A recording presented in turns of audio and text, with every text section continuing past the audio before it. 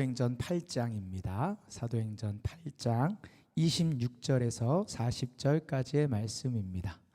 사도행전 8장 26절에서 40절까지의 말씀. 우리 다 같이 자리에서 일어나셔서 하나님의 말씀 함께 받도록 하겠습니다. 이 시간 한 절씩 번갈아가면서 교독할 때 살아계신 하나님의 음성으로 들으시길 바랍니다. 주의 사자가 빌립에게 말하여 이르되 일어나서 남쪽으로 향하여 예루살렘에서 가사로 내려가는 길까지 가라 하니 그 길은 광야라.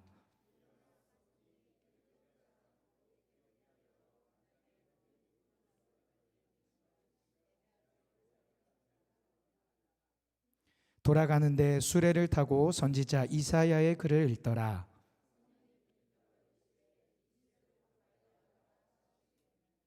빌립이 달려가서 선지자 이사야의 글 읽는 것을 듣고 말하되 읽는 것을 깨닫느냐?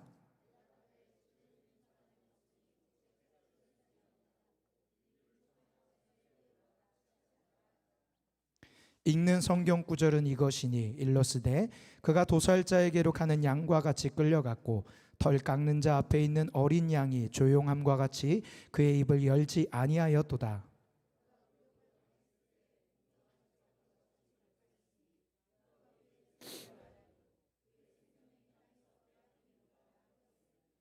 그 내시가 빌립에게 말하되 청컨대 내가 묻노니 선지자가 이 말한 것이 누구를 가리킴이냐? 자기를 가리킴이냐? 타인을 가리킴이냐?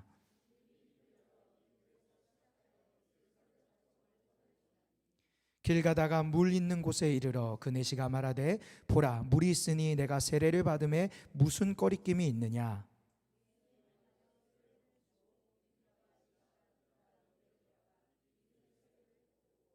둘이 물에서 올라올새 주의 영이 빌립을 이끌어 간지라.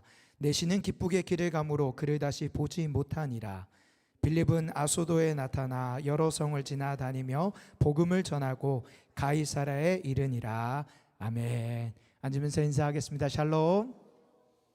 앞뒤 분에게 한 번 더 밝게 웃으시면서 하나님께서 당신을 사랑하십니다. 행복한 추석 되세요. 시작. 예, 감사합니다. 2주 전에 우리 비전 트립 팀과 함께 이제 준비 모임을 갖는 중에 양화진 좀 다녀왔습니다. 양화진 한 번쯤은 가보셨죠? 못 가보신 분들은 꼭 한번 가보셨으면 좋겠습니다. 저는 제 기억이 맞다면 대학생 때 한번 가보고 그동안 쭉 못 가보다가 꽤 오랜 시간이 지나서 이번에 다시 방문을 해봤습니다. 오래간만에 갔더니 전혀 새롭기도 하고요. 그리고 또 마음에 울컥하게 만드는 그런 감동이 있던 시간이었습니다. 그곳에 묻힌 많은 선교사님들의 그 이야기들을 굉장히 이렇게 아주 차분하게 설명을 잘 해주셨는데 그분들의 이야기를 듣다 보니까 2000년 전에 2000년 전 유대 땅에서 시작한 예수 그리스도의 복음이 오늘 우리에게까지 전해지기까지는 수없이 많은 사람들의 크고 작은 역할이 있었구나. 이것을 좀 깨닫게 되더라고요. 그리고 동시에 우리에게 전해진 이 복음이 우리를 통해서 이제는 또 다른 누군가에게도 이것이 전해지길 바라는 하나님의 마음이 있구나. 그런 생각을 해보게 되었습니다. 오늘 우리 공동체는요 굉장히 중요한 날이라고 생각됩니다. 공동체를 시작하고 1년 반이 조금 넘은 이 시점에 첫 번째 비전 트립을 떠나려고 합니다. 많은 분들에게 기도 제목을 나누고 기도 편지를 드리니까 놀라워하더라고요. 개척한 교회가 바로 이렇게 비전 트립을 떠나는 게 쉽지 않을 텐데 어떻게 떠나느냐 해서 그냥 떠납니다. 아무 생각 없이 떠납니다. 그랬습니다. 그런데요, 제가 이 비전 트립을 위해서 기도하다가 제 안에 하나님이 기도하게 하시는 제목이 한 가지가 올라왔는데 그것이 뭐냐? 하나님, 이 비전 트립이 교회에서 진행하는 하나의 프로그램이 되지 않게 하여 주옵소서. 이런 기도 제목이었어요. 미국의 아주 유명한 복음주의 목회자인 존 파이퍼 목사님이라는 분이 계신데 그분이 책을 하나 썼습니다. 열방을 향해 가라는 책이에요. 근데 그 책의 1장에 제일 처음에 시작하면서 교회의 사명을 얘기하는데, 열방을 향해 가라라는 책복을 보면 교회의 사명을 선교로 얘기할 것 같지만 이 목사님은 그렇게 얘기하지 않습니다. 신기하게도 이 목사님은 교회의 가장 중요한 첫 번째 사명을 무엇이라고 얘기하냐? 예배라고 얘기합니다. 영광스러운 하나님 앞에 머물며 그분의 영광의 감격에 취하여서 그분을 영화롭게 예배하는 것이 교회의 가장 중요한 첫 번째 사명이라는 거예요. 그런데 문제가 하나 있다는 겁니다. 뭐냐? 그런 영광스러운 예배를 전혀 몰라 예배하지 못하는, 정확한 표현은 영광스러운 하나님을 모르기 때문에 그분을 예배하지 못하는 사람들이 있다는 거예요. 그래서 두 번째 사명이 그들에게 하나님을 알림으로 말미암아 그들도 함께 하나님을 예배하게 하는 것, 그게 교회의 두 번째 사명이라고 얘기하는 거죠. 그래서 교회의 첫 번째 사명은 예배이고 두 번째 사명은 선교라 이야기를 합니다. 저는 이 목사님의 주장에 전적으로 동의를 합니다. 하나님께서 교회를 세우신 가장 중요한 목적은 그 교회, 주님의 몸된 교회 성도들이 하나님의 사랑에, 오늘 우리가 찬양한 것처럼 오직 주의 사랑에 매여, 오직 주님의 은혜에 매여 그 하나님의 사랑과 은혜에 감격함으로 말미암아 그분을 영화롭게 하는 것, 그분에게 사랑의 고백을 올려드리는 것, 그것이 교회의 가장 첫 번째 사명이고요. 그런데 나처럼 그렇게 하나님을 예배하면 좋은데 하나님의 사랑을 여전히 모르기에 하나님을 예배하는 것이 아니라 헛된 우상을 예배하는 그들을 다시금 하나님께로 초청하여 그들과 함께 예배하는 것, 그 선교의 사명이 두 번째 교회의 사명이라고 믿습니다. 저는 오늘 우리 교회 이 비전 트립이 이 놀라운 하나님의 사명을 감당하는 현장이 되길 소망합니다. 가는 자나 보내는 자나 우리 보배당 공동체의 모든 지체가 하나님을 예배하는 기쁨이 가득하고 하나님을 예배하지 못하는 자들에게 하나님을 알림으로 말미암아 여러분을 통해 그들이 하나님을 예배하게 되는 은혜가 임하길 주님의 이름으로 축복합니다. 사도행전은 예수님께서 부활하신 이후 교회가 생기는 과정을 시작으로 초대교회의 사람들이 어떻게 복음의 통로로 사용되었는지를 우리에게 잘 알려주는 성경 이야기입니다. 특별히 그 중에서도 오늘 우리가 읽은 이 본문은요, 아주 중요한 본문인데 사도행전에서 최초로 이방인에게 개인 전도를 하는 본문입니다. 사도행전에 나오는 이야기 중에 최초로 이방인에게 복음을 전하는, 선교하는 게 오늘 본문의 이야기라는 거죠. 내용을 간단하게 정리하면 이렇습니다. 하나님께서 빌립 집사에게 그가 머물고 있던 사마리아를 떠나 예루살렘에서 가사로 내려가는 길로 가라는 거예요. 근데 그 길은 특징이 있는데 좋은 길, 평안한 길, 안전한 길이 아니라 광야길이라고 합니다. 그 광야길로 하나님이 가라고 말씀하시는 거죠. 빌립 집사가 이 하나님의 말씀에 순종하여서 그 광야길을 가고 있는데 우연히 거기서 에티오피아 여왕 간다게의 내시를 만나게 되는 거죠. 놀랍게도 만났는데요, 보니까 소리가 들리는데 이 내시가 뭔가를 읽는데 듣다 보니까 그게 성경인 거예요. 구약 성경. 그 당시에 구약 성경은 우리가 읽는 것처럼 되는 게 아니라 두루마리로 이렇게 돼 있거든요. 이사야에 기록된 것 중에 한 영역을 두루마리로 취해서 그것을 읽는데 그게 이사야 선지자의 글인 거죠. 빌립이 그에게 묻는 거죠. 너가 지금 읽는 이 글의 뜻을 너는 아냐? 이렇게 물으니까 자연스럽게 알려주는 사람이 없어서 뭔 말인지 모르는데 열심히 읽는다는 거예요. 그래서 그럼 내가 알려줄까? 그렇게 물어보니까 와서 빨리 알려달라고. 빌립은 그에게 그 성경의 이야기를 자연스럽게 알려주면서 예수 그리스도, 복음이신 예수 그리스도를 알려주고 그것을 듣고 감동을 받은 내시가 지나가다가 물을 발견하고 저기 물이 있으니까 나 세례받고 싶습니다. 세례를 주십시오 라고 요청하고 빌립이 세례를 베풀고 성령의 이끄신 가운데 유이 사라졌다. 이게 오늘 우리가 읽은 이야기입니다. 저는 이 빌립 집사의 모습을 보면서 어떻게 그가 복음의 통로로 사용되었는지, 그래서 복음을 전하는 오늘날 우리가 어떤 모습으로 복음의 통로가 되어야 하는지를 두 가지 정도로 이 시간 좀 나누고자 합니다. 먼저는요, 빌립 집사는 어떤 모습을 보였냐? 하나님의 말씀이라면 광야라도 가는 모습을 보여주고 있다는 겁니다. 오늘 본문 우리 26절에 같이 한번 읽어보겠습니다. 26절입니다. 시작. 주의 사자가 빌립에게 말하여 이르되 일어나서 남쪽으로 향하여 예루살렘에서 가사로 내려가는 길까지 가라 하니 그 길은 광야라. 빌립 집사는 지금 자신에게 말씀하시는 하나님의 말씀을 따라 광야길을 갔고 거기서 에디오피아 내시를 만나 예수님의 복음을 전하는 거예요.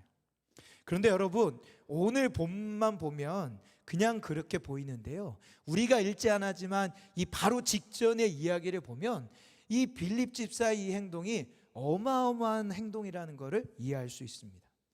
오늘 우리가 읽은 본문의 이야기 바로 앞에 나오는 이야기는 어떤 이야기냐면, 빌립 집사가 사울이라는 인물의 박해를 피해서 사마리아로 도망을 갑니다.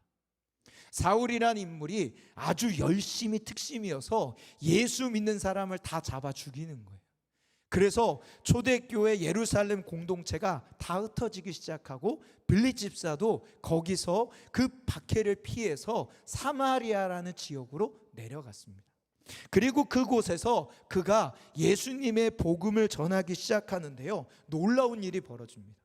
빌립이 복음을 전하니까요, 어떤 일이 벌어졌냐? 막 귀신이 떠나가는 거예요.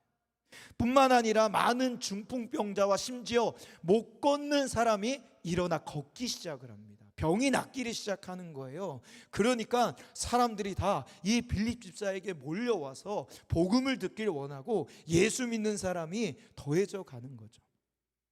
은혜가 그 땅 가운데 충만히 임한 거예요. 그런데 여기서 끝나지 않습니다. 이 소식이 예루살렘 교회까지 전해지니까 예루살렘 교회에서 2명의 사도를 보냈는데, 그것도 사도 중에 가장 대표 사도인 베드로와 요한을 보내는 거죠.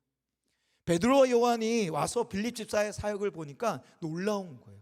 와, 이런 역사가 있는가? 그런데 이들에게 한 가지 아쉬운 점이 있는데 뭐냐? 아직 성령의 임하심의 역사가 나타나지 않은 거예요. 그래서 이 베드로와 요한이 이들에게 세례를 주자 성령님이 임하심으로 말미암아 엄청난 부흥의 역사가 이 사마리아 땅에 일어난 거예요. 이런 순간에 지금 하나님이 빌립 집사에게 그곳을 떠나 광야로 들어가라고 얘기하는 겁니다. 마치 이런 거예요. 제가 보배담 교회를 개척해서 열심히 사역을 하는데 하나님이 놀랍게 은혜를 주셔서 귀신 들린 자가 떠나가고 병든 자가 고치니까 막 매주마다 새 가족이 엄청 와가지고 엄청 부흥해서 와, 이제 뭔가 해볼 수 있다라고 하는데 하나님이 저보고 갑자기 너 다시 이 교회 다른 사람한테 이광전 사님에게 물려주고 너 또 개척해, 이렇게 얘기하는 거예요. 그럼 이 정도의 일인 거죠. 확 피부로 다가오지 않으십니까? 그런데 빌립은 거기서 순종해서 광야로 가는 거예요. 광야는 어떤 곳입니까? 광야는요, 아무것도 없는 곳이에요. 근데 문제는요, 아무것도 없는 것만이 문제가 아니라 아무것도 없는 것이 계속되는 곳이에요. 조금 아무것도 없다가 뭐가 생기면 좋은데요, 그 아무것도 없는 게 쭉 이어지는 곳이 광야예요.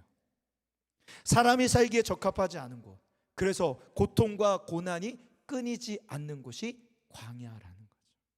그런데 하나님께서는 지금 부흥의 자리, 안락하고 편안하고 누릴 수 있는 자리, 영광의 자리, 그 자리를 떠나 아무것도 없는 이 고난의 자리 광야로 가라고 말씀하시는 거죠.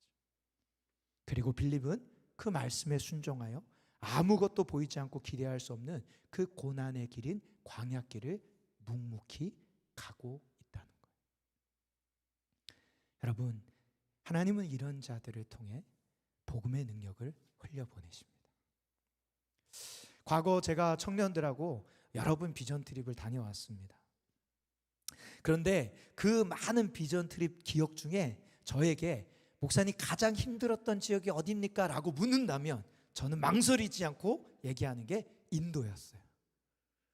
인도의 청년들하고 비전 트립을 갔는데요, 너무 힘들더라고요. 언제부터 힘들었냐? 그 땅에 내려서 공항을 나가는 순간부터 힘들었어요.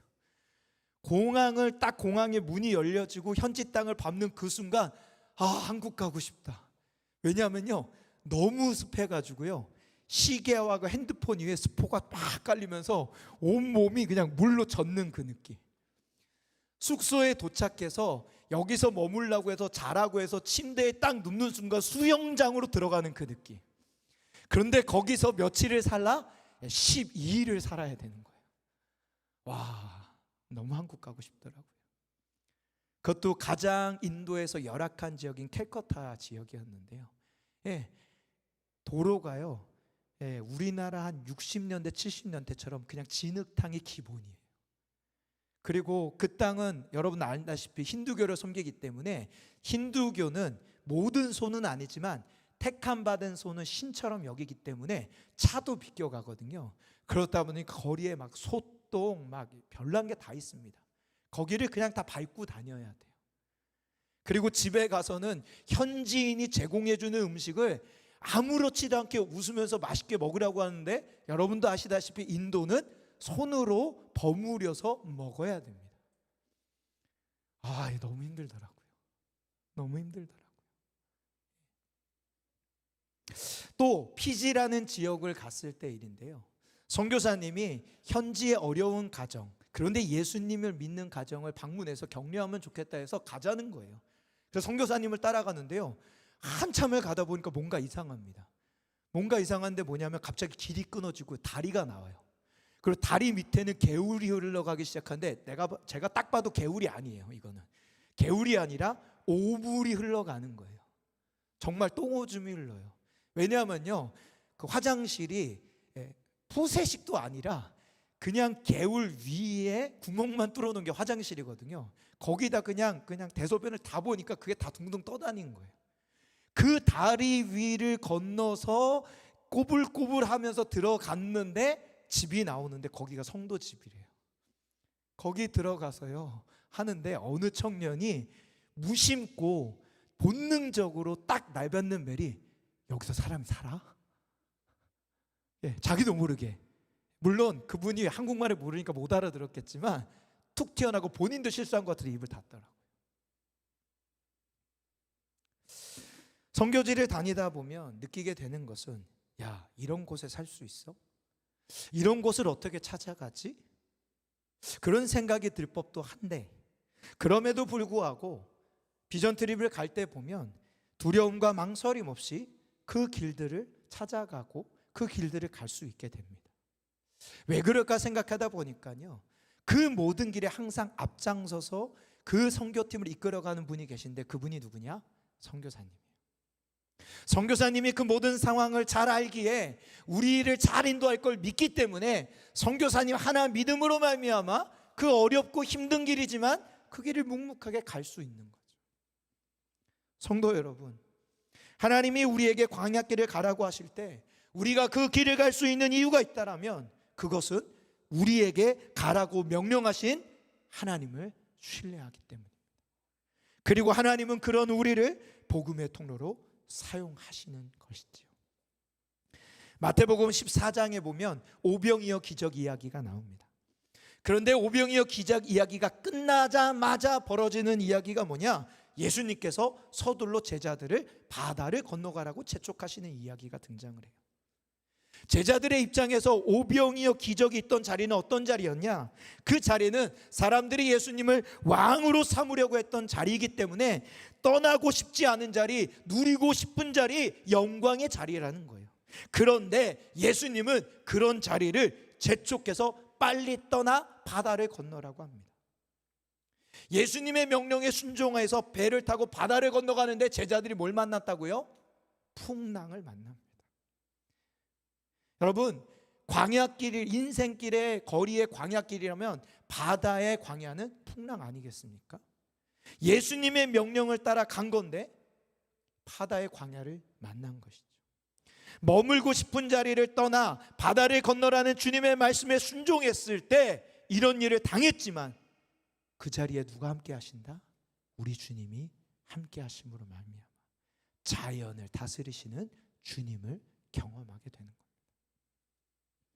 결국 빌립 집사가 광야길에서 에티오피아 선교의 문을 여는 복음의 통로가 된 것처럼 제자들은요, 풍랑을 지나 게네사렛 선교의 문을 여는 복음의 통로가 되는 겁니다. 이번 비전 트립을 준비하면서 설교를 시작할 때 얘기한 것처럼 양화진을 방문했었는데요, 이번에 제가 양화진을 방문했을 때 제 기억에 가장 남는 선교사님 한 분이 있다면 저는 그분은 로제타 홀 선교사님이라고 생각을 합니다. 화면에 보이는 저분이에요. 이분은요, 1890년부터 1933년까지 43년간 한국에서 의료 선교를 감당하십니다. 43년. 근데 이 일을 감당하면서 아픔이 있는 게요, 남편이 죽고요, 자녀도 죽어요. 그럼에도 불구하고 한국 땅에 남아서 이분이 선교를 하시는 거죠. 이분이 열심히 선교해서 놀라운 여러 가지 일들을 행하셨는데, 우리나라 최초 여성 전문 병원인 보구여관을 비롯해서 평양의 기홀병원, 광해여원, 그리고 동대문에 있는 부인병원, 이 모든 것들을 다 이분이 시작하고 세우신 거예요. 근데 이분을 소개할 때요, 양화진은 우리 비전 트립 기억을 막 더듬어 보시면 그 빨간색 긴 거 이렇게 있고 그 옆에 엄청나게 긴 편지 하나 있는 걸 기억하십니까? 저거예요. 이 선교사님에 대해서 양화진 홀에서 설명하는 내용은 저건데요, 글씨가 잘 안 보이니까 제가 읽어드릴게요. 로제타의 기행 편지, 샌프란시스코에서 서울까지, 이렇게 되어 있어요. 그리고 그 밑에 저 보이지 않지만 글귀 설명하는 글귀가 이런 내용이에요. 로제타는 고향집을 떠나 55일 만에 한양에 도착했다. 그중 샌프란시스코에서 일본 요코하마로 가는 증기선 오세아니코에 승선한 9월 4일부터 서울에 들어올 때까지 무려 40일 동안의 여정을 2점의 두루마리 기행문으로 남겼다. 폭 17cm의 한지 34매와 각종 사진 등을 이어붙인 두루마리 전체 길은 약 30m에 이른다. 14장으로 구성된 이 기행편지 첫 장의 제목은 Toward the Setting Sun, 번역하면 해가 지는 곳을 향하여, 마지막 장의 제목은 In Korea, 한국에서, 이렇게 마무리를 한다는 거예요. 여러분이 보이는 저 사진이 그 기행 편지입니다. 제가 이거를 보고요, 한번 상상을 해봤어요. 여러분 한번 상상해보세요. 배를 타는데 그 배에서 며칠 동안, 40일 동안 내리지 않고 배 안에서만 생활을 하는 거예요. 그리고 샌프란시스코에서 우리 한국까지 배가 이동하는 그 시간 동안 어떤 일이 벌어질까? 답답하고 힘들고 막막하지 않았겠습니까? 그런데 그 시간 동안 거기서 이 선교사님이 이 기행 일기를 쓰는 거예요.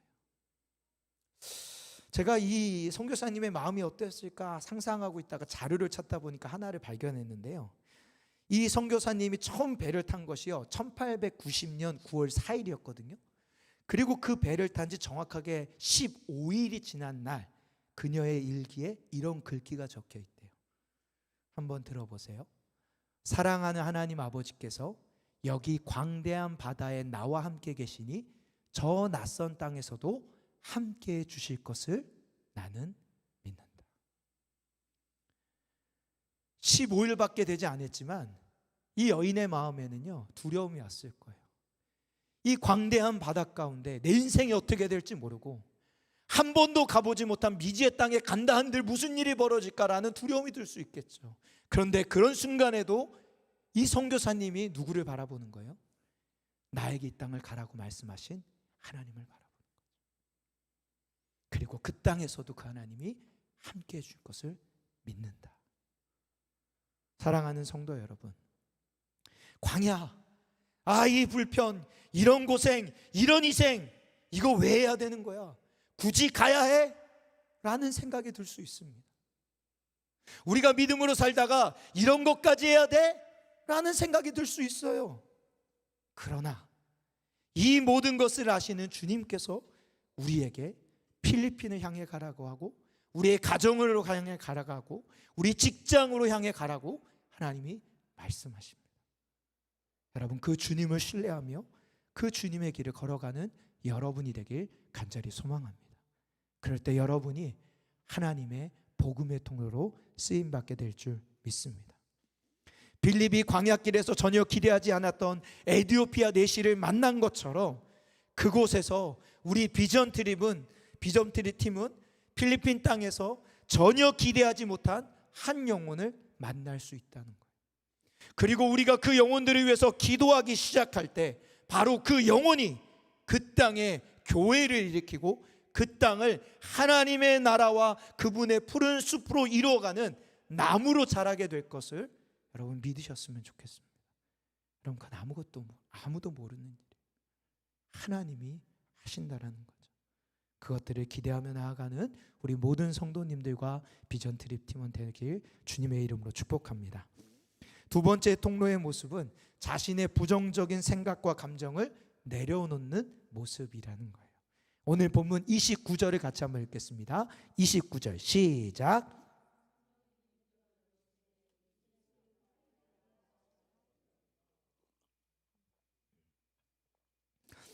하나님의 명령으로 광야길로 들어선 빌립 집사가 한 사람을 만나는데요. 그는 바로 에티오피아 여왕 간다게 네시라고 얘기합니다. 근데 성경이 이 사람을 조금 더 설명하는데 뭐라고 얘기하냐면 국고를 맡은 관리, 이렇게 표현을 해요. 하나님께서 이 사람을 만날 때 또 다른 명령을 주시는데 이 네시가 타고 있는 술에 가까이 가라고 명령을 내리십니다. 여러분, 이 명령이 빌립 집사에게는 굉장히 부정적인 생각과 감정을 일으키게 하는 명령이라는 걸 아십니까? 적어도 세 가지의 측면에서 그래요. 첫 번째는요, 이 유대인들에게 있어서 이방인들은 함께할 사람들이 아닙니다. 가까이 하면 자기도 부정해져요. 그러니까 이 이방인인 네시에게 가까이 가라는 거, 이거 불편한 겁니다. 불편한 거죠. 또 하나의 예가 베드로가 고넬료를 만나기 전에 환상 가운데 먹을 거를 내려왔을 때 저는 부정한 거 안 먹습니다라고 했던 얘기 기억해 보시면 돼요. 유대인들이 이방인들이 그렇게 여겼거든요. 그러니까 부정한 곳으로 가까이 가라, 이거 안 좋은 거거든요. 하나님 이거 이상한데요? 하나님 명령 아니잖아요. 이렇게 생각할 수 있는 거란 거죠. 더군다나 두 번째인데요, 이 이방인이 그냥 이방인이 아니라 뭐라고요?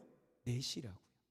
그런데 신명기 말씀에 보면, 신명기 23장 1절에 보면 하나님의 율법 규정에 보라면 이 네시들, 이들을 고자는 하나님의 총에 들어가지 못하게 해라라고 명령을 내리셨어요. 그러니까 이방인에다 네시? 그러면 더 부정한 존재인 거예요. 누가 내가 가까이 가는 걸 봤다 하면은 이게 소문이 퍼면 나는 유대 사회에서 매장까지 당할 수 있는 거죠. 그러니까 굉장히 부정적인 감정과 생각을 일으키는 행동이라는 겁니다.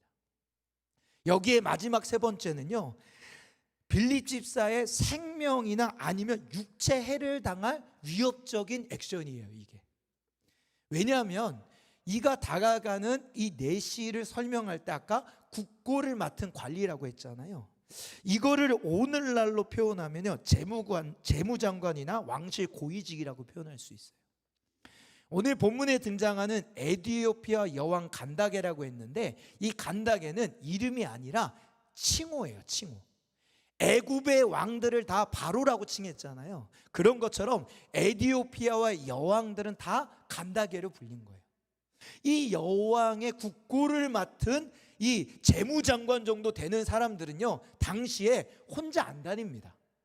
반드시 호위 병력을 끌고 다녀요. 왜 우리나라 고려시대 조선시대에 최고 관리들은 가마에 태우고 앞뒤로 호위병이 붙어가는 걸 상상하시면 됩니다. 딱 그렇게 다녀요. 그래서 이름 모를 사람이 언제든지 습격할 때 막아서서 제거하는 그런 일들을 하는 거죠. 그러니 네시의 입장에서 전혀 모르는 이방인인 빌립 집사가 다가오면요, 바로 칼을 휘둘러서 죽을 수도 있는 거예요. 그런 위험한 상황에 지금 하나님이 밀어넣고 계신 거예요. 이런 부정적인 생각과 감정에 올라오는 행동을 우리 주님이 하라고 명령하시는 거죠. 여러분, 우리도요, 복음을 전하는 부르심의 자리를 감당할 때 이와 비슷한 부정적인 생각과 감정이 들 수 있다는 겁니다.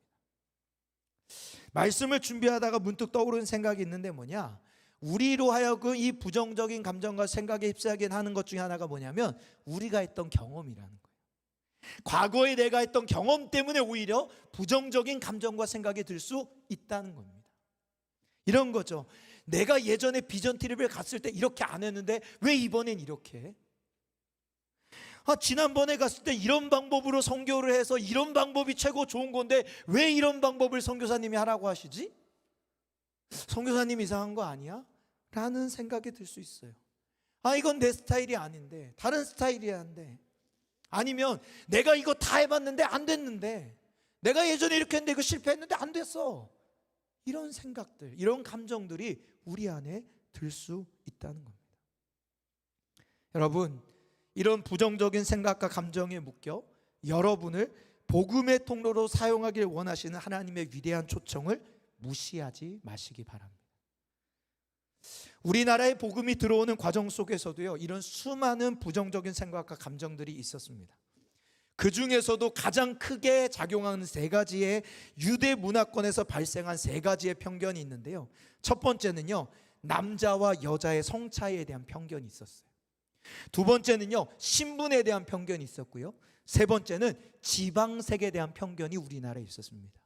이게 우리나라 복음이 들어올 때 엄청난 편견으로 작용을 했다는 거예요. 그런데요, 놀랍게도 이 세 가지 편견을 완전히 깨트린, 그래서 하나님 앞에 귀하게 쓰임받은 교회가 하나 있다는 걸 아십니까? 그 교회가 전북 김제 금산면에 있는 금산교회라는 교회예요. 금산교회. 사진 한번 띄워주시겠어요? 바로 저 교회입니다. 여러분, 저 교회 그냥 보이시지만요, 저 교회가 우리 한글 중에 하나의 그 표기랑 닮지 않았습니까? 네, 기역자예요. 기역자. 그래서 저 교회 별명이요, 기역자 교회입니다. 진짜로. 저 교회를 기역자로 지은 이유가 있어요. 기역자로 지은 이유. 예. 지었다기보다는 저렇게 이제 배경 속에서 저게 된 건데요. 뭐냐? 남녀를 구별해서 커튼으로 가르기 위해서 저렇게 한 거예요. 그 다음 안에 좀 사진 보여주시겠어요? 강대상이 있고 저렇게 나뉘어지죠. 다음 사진. 강대상에 보면 이렇게 나뉜 거예요. 여러분, 지금은 안 가르치지만 저 가운데가 이제 커튼으로 내려지는 거예요. 그래서 오른편에는 남자들, 왼편엔 여자들, 서로 눈도 못 보게 이렇게 가린 거예요. 그리고 예배를 드렸대요, 진짜. 그런데 저렇게 예배를 드리다가 성경을 공부하다 보니까 하나님의 뜻이 이게 아닌 걸 이 교회가 발견합니다. 하나님의 뜻이 이게 아니구나. 하나님 안에선 모든 사람이 하나님의 형상으로 지음받아 하나님 앞에 평등한 존재구나 라는 것을 이 교회가 깨닫습니다. 그래서 그 깨달은 그 순간 교회가 세워진 지 12년 만에 저 커튼을 과감하게 걷어버려요. 여기서 끝이 아닙니다. 첫 번째 편견 깼죠. 두 번째 편견이 남아있어요. 이 교회를 개척한 공신이 조덕삼 장로님이라는 분입니다. 이분은요, 테이트 선교사, 한국 이름으로 바뀌었는데 최의덕 선교사님이라는 분에게 복음을 듣고 예수님을 영접한 거예요. 그래서 자신의 집 사랑채를 금산교회로 내어드림으로 교회가 시작이 됩니다. 그 교회를 내어드리고 열심히 신앙생활은 그 초기에 이 장로님의 집에 마부로 인하는 청년 한 명 있는데 그 청년의 이름이 이자익이라는 청년이에요. 근데 이 자익도 주인을 따라 예수님을 믿기 시작합니다.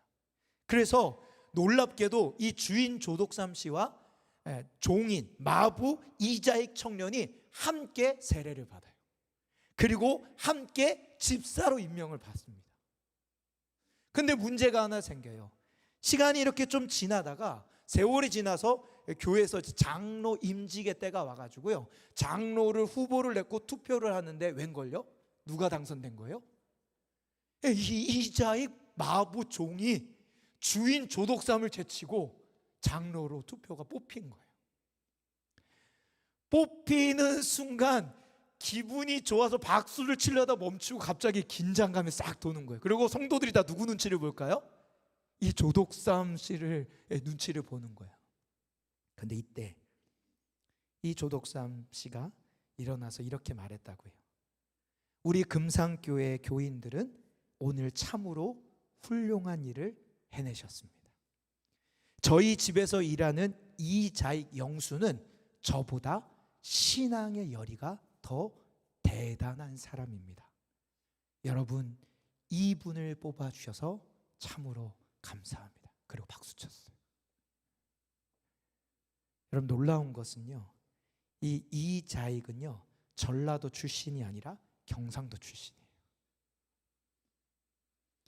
이 한순간에 신분의 편견과 지방색의 편견을 이 교회가 다 깨부순 거죠.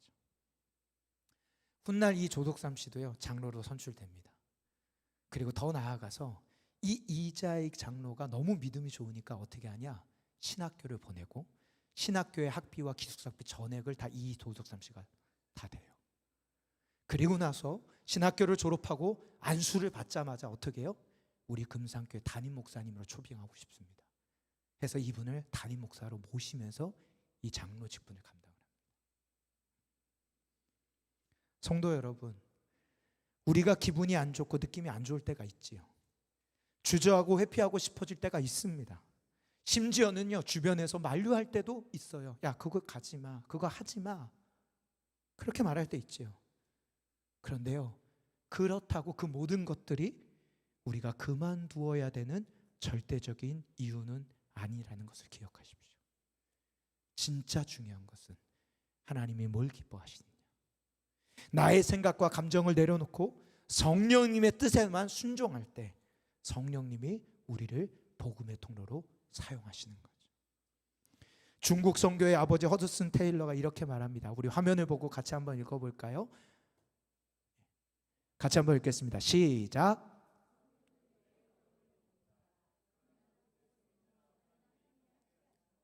선교는 선택이 아닌 하나님의 명령이다.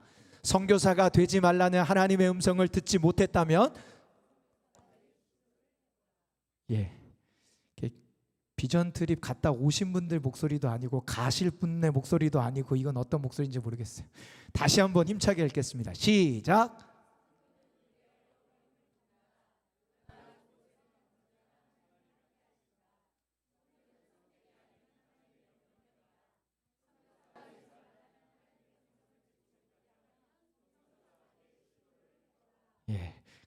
마지막 문장이 제일 무섭죠?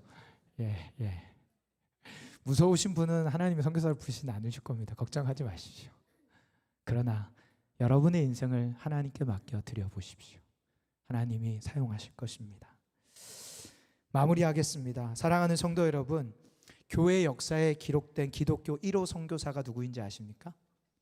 기독교 1호 선교사, 그분은 바로 예수 그리스도이십니다.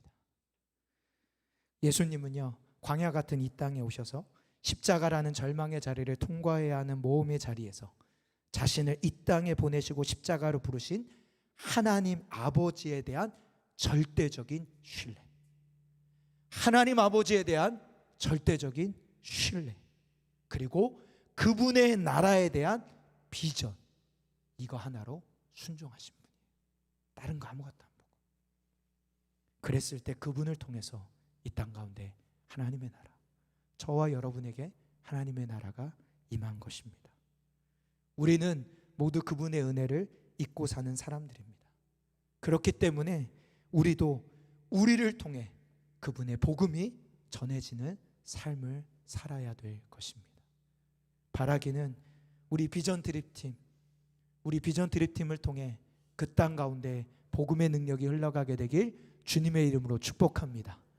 또 우리 성도님들 각 가정에, 직장에, 삶의 모든 터전에 여러분을 통해 이 복음의 능력이 충만히 흘러가게 되길 우리 주님의 이름으로 축복합니다. 이 시간에는 우리 비전 드립팀이 이 마음으로 하나님 앞에 좀 특송하는 시간을 갖도록 하겠습니다. 저희가 그 땅에 정말로 주님의 사랑을 노래하고자 예수님 주님 사랑합니다 라는 현지어 찬양을 준비를 했습니다. 이 시간 우리 같이 이 찬양 하나님 앞에 올려드리겠습니다. 우리 아이들 앞으로 잠깐 나올까요?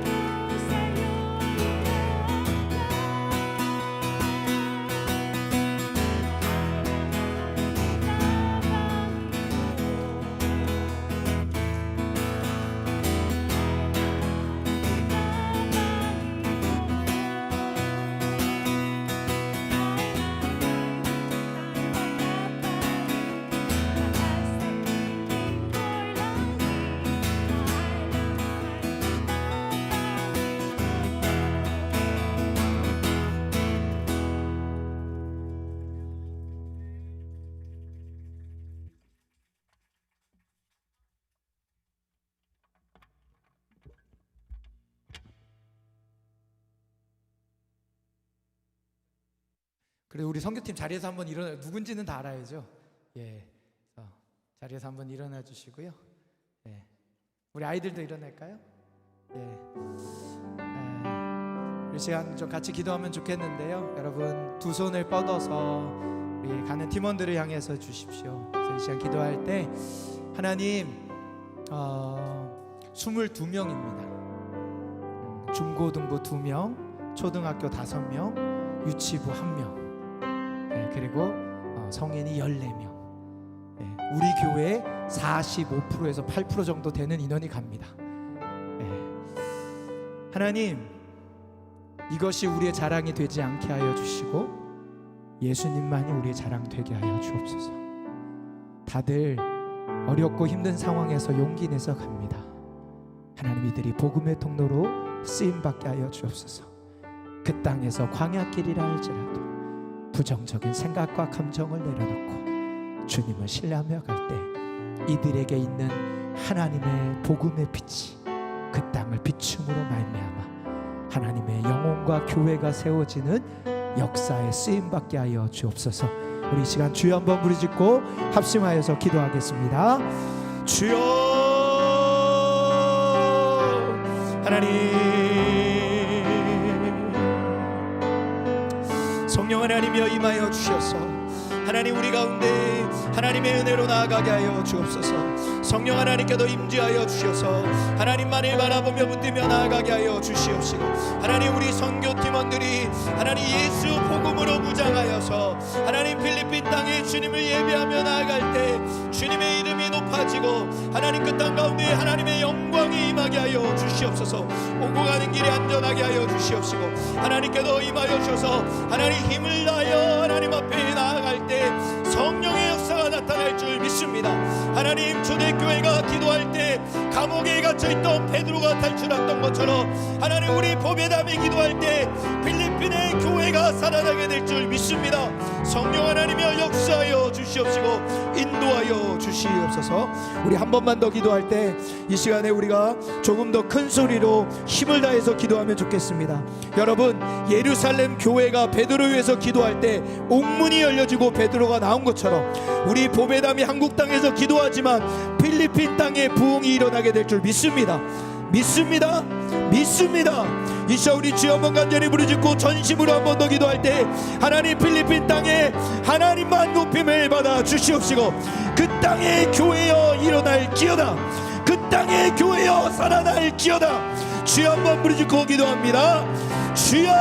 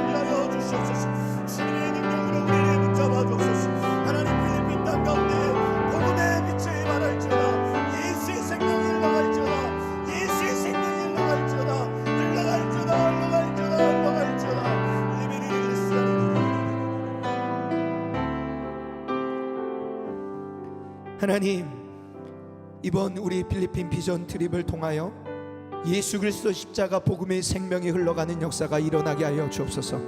하나님, 우리 교회의 이름을 보배담 교회라고 하신 이유는 우리 교회의 주님이 보배이신 예수를 담으로 말미암아 우리 한 사람 한 사람을 통해서 우리의 삶의 모든 영역 가운데 그 생명이 흘러가게 하기 위함인 줄 믿습니다. 하나님, 빌립이 주님의 말씀이라면 그 안락한 자리를 버리고 광야길로 들어가 그 부정적인 생각과 감정을 내려놓고 주님 앞에 순종할 때 에디오피와 여왕 간다게 에디시에게 복음을 전함으로 말미암아 에티오피아 땅에 하나님의 교회가 일어나게 한 것처럼 하나님, 우리의 비전 트립을 통하여 필리핀 땅에 교회가 세워지고 그 땅에 성도들이 살아나며 그 땅에 하나님의 나라가 임하는 것을 볼 수 있는 은혜를 허락하여 주옵소서. 하나님, 우리는 작지만 하나님은 시공간을 초월하여 기도로 역사하시는 분인 줄 믿습니다. 우리 성도들이 이 땅에서 중보할 때 하나님, 그 땅을 받는 비전 트립이 그곳에서 빛을 발하게 하여 주옵소서. 하나님, 우리가 하나님이 예비하신 한 영혼을 만나 그들에게 우리의 작은 선물을 나누지만 하나님은 그 선물을 선으로 바꾸사 복음의 능력의 통로로 사용하실 줄 믿습니다.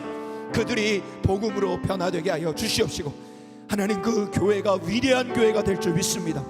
그 교회의 작은 교회들이 위대한 교회로 그 땅을 변화시키는 교회가 될 줄 믿습니다.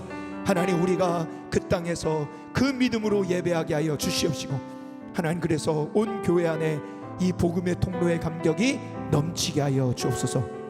안전하게 하시고 아픈 이 없게 하여 주시고 한 명 한 명을 친히 예수의 보혈의 피로 덮어 주셔서 모든 영적 전쟁에 이미 승리하신 주의 승리를 누리게 하여 주시옵소서.